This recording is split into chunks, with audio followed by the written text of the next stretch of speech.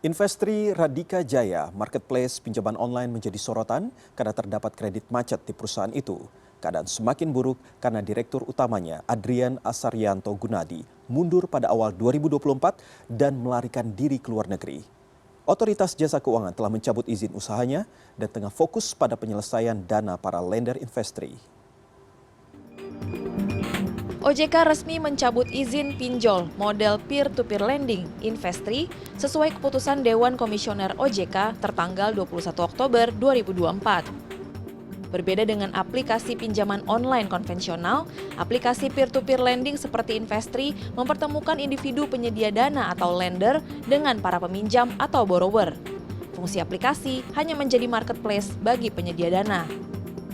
Menurut OJK, Investri telah melanggar ekuitas minimum dan ketentuan lainnya yang diatur dalam POJK nomor 10 tahun 2022 tentang layanan pendanaan bersama berbasis teknologi informasi. Kinerja keuangan Investri juga memburuk dan mengganggu operasional. Sesuai POJK tersebut, Investri wajib menyelenggarakan RUPS untuk memutuskan pembubaran dan membentuk tim likuidasi paling lama 30 hari kalender sejak tanggal dicabutnya izin usaha. Setelah pencabutan izin usaha, penagihan kepada penerima dana atau borrower akan tetap dilakukan.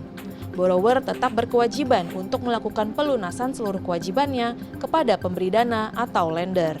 Mbak, supaya kita bisa memberikan perlindungan secara maksimal lah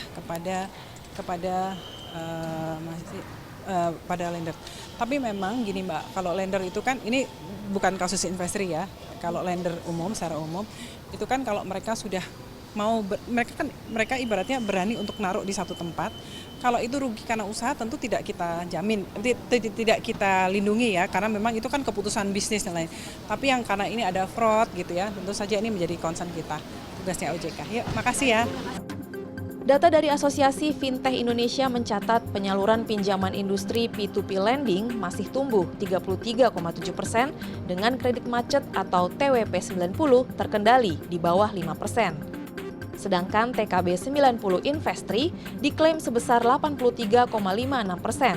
Artinya Investri mampu memfasilitasi penyelesaian kewajiban pinjam-meminjam dalam jangka waktu sampai dengan 90 hari terhitung sejak jatuh tempo. Ekonom Indef, Eisa Rahbini mengatakan, bisnis peer-to-peer lending memerlukan kredit scoring yang inovatif untuk mencegah terjadinya kredit macet yang akan merugikan pemberi dana.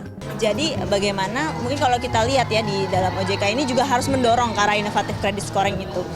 Jadi pemain atau misalnya provider ya, service atau jasa keuangan inovatif kredit scoring ini juga harus didorong melihat bagaimana dia bisa memberikan layanan tersebut ketika tadi untuk mendorong pinjam online juga disuplemenkan dengan inovatif kredit scoring itu. Dari bagaimana meliterasi calon peminjam masyarakat agar meminjam sesuai dengan kebutuhan, kemampuan ya. Kedua, dari sisi lendernya juga yang meminjamkan ini juga dia harus melihat resiko profiling dari peminjam gitu. Pencabutan izin usaha penyelenggara fintech peer-to-peer lending berdampak pada kepercayaan masyarakat atas industri ini. OJK menekankan, selain penindakan hukum, peningkatan kualitas layanan dan kepastian usaha di sektor fintech menjadi perhatian sebagai upaya perlindungan konsumen. Desi Aritonang, Nugraha Endrianto, Jakarta.